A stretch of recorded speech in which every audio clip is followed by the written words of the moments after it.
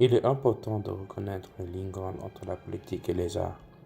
Les arts prennent partie certainement d'une façon d'expression d'individualité, et comme le mécénat, auquel les beaux-arts dépendent profondément, provient du pouvoir économique et de plus politique actuellement. Nous devions sûrement remarquer la connexion entre l'art et la politique de cette période.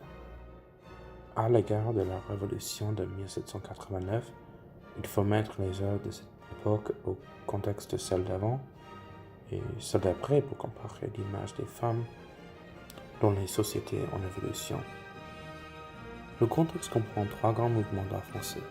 Pendant l'Ancien Régime et surtout le règne de Louis XV, la scène artistique était dominée pour la plupart par le style rococo. Puis, il y a eu un soulèvement en faveur du mouvement néoclassique durant la Révolution qui nous amène jusqu'à la naissance du XIXe siècle, où le romantisme naît en même temps que la Révolution de 1789 se termine, bien sûr avec la croissance de Napoléon. Avec l'exploration de ces époques politiques, on comprendra les rapports entre ces périodes et le représentant artistique, notamment le rococo, le néoclassisme et le romantisme. Jusqu'à quel point le rococo se distingue du baroque n'est pas certain selon les historiens d'aujourd'hui. Bref, il y a de petites différences du temps et d'aspect comme la palette de couleurs omniprésente. À rococo, c'est plutôt pastel et léger, alors qu'en baroque, c'est plutôt vif, sérieux et profond. En outre, le temps dans les ouvrages baroques se trouve dans les situations pressantes, tandis que les œuvres rococo sont plus frivoles et amusantes. De plus, le rococo trouve ses racines en France, après le règne de Louis XIV, et donc le début de la chute du baroque. Cependant, ces deux styles se chevauchent bien.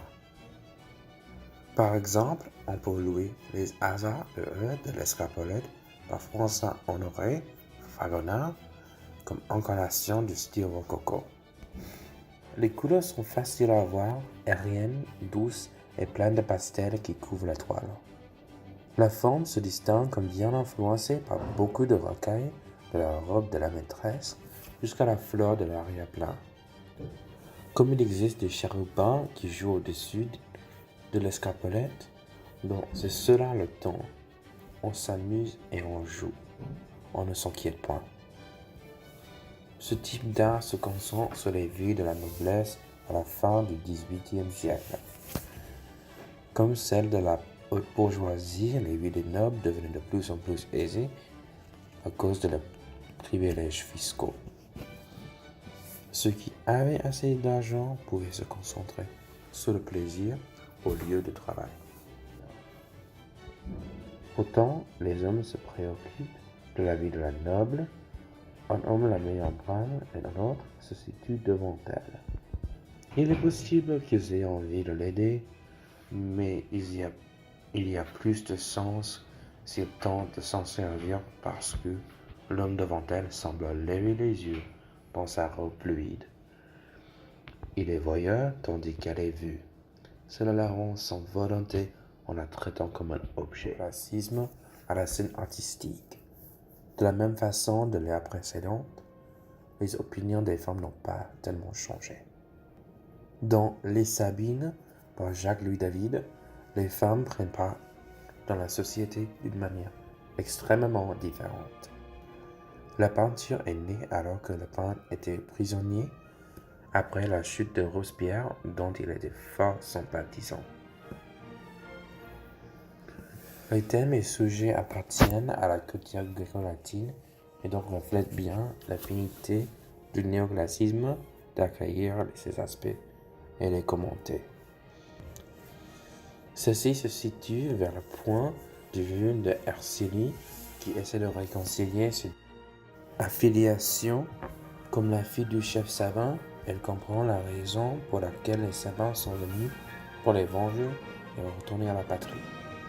Cependant, entre le temps du soulèvement de l'intervention, elle est devenue épouse du chef romain, Romulus.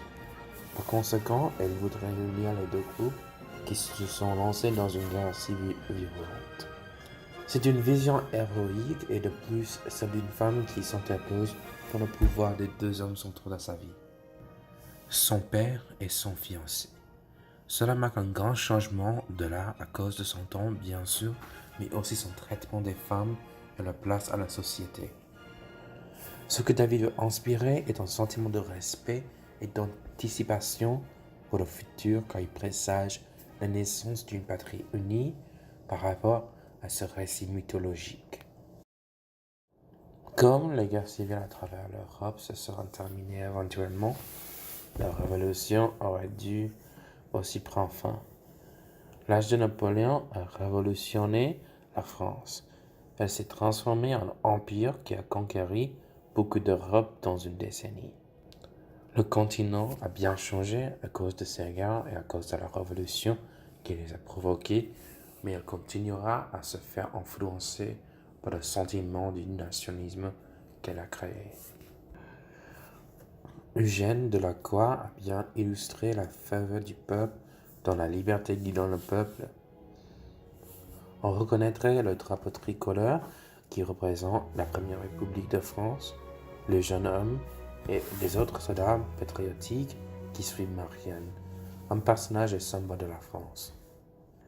Dès que la France était symbolisée par Marianne, la vie des femmes en a profité parce que elle vient symboliser la liberté de tous malgré la violence sur laquelle elle se tient et avec le soutien du peuple qu'elle guide derrière elle.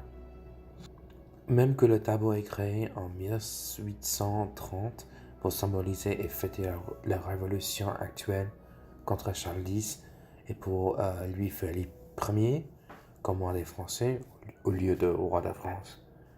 Il dépeint la passion nationaliste qui caractérise l'ère prochaine. La réalisation de l'indépendance française de la féodalité et la naissance du nationalisme en Europe ont fait entrer une nouvelle époque dans l'histoire française, européenne et mondiale.